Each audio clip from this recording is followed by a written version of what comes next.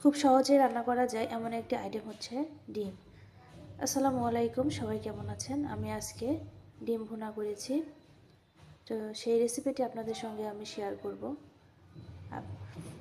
এটি কিন্তু খুব সহজে রান্না করা যায়। তো চলুন রেসিপিটি শুরু করি।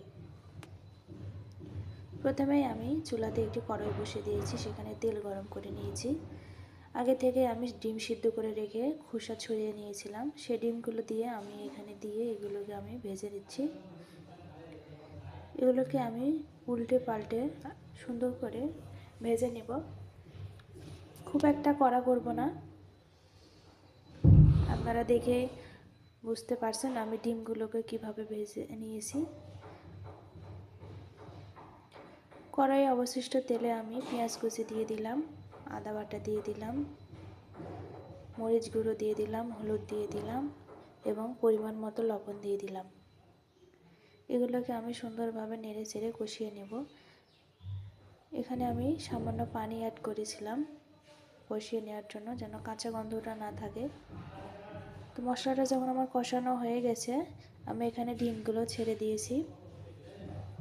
তো ডিমগুলো যখন আমার ছেড়ে দেওয়া হয়ে যাবে, আমি এগুলোকে সুন্দর করে গায়ে গায়ে লাগিয়ে নেব এবং একটু নাড়াচাড়া করে নেব।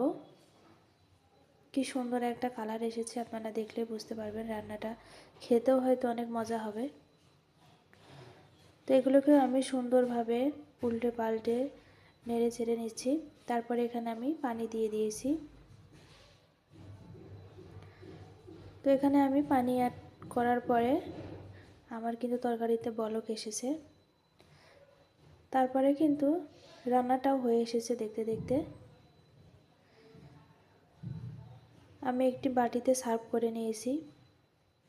রান্নাটি কেমন হয়েছে অবশ্যই কমেন্ট করে জানাবেন এবং ডিম ভুনা আপনারা কে কে পছন্দ করেন সেটা কমেন্ট করে জানাবেন।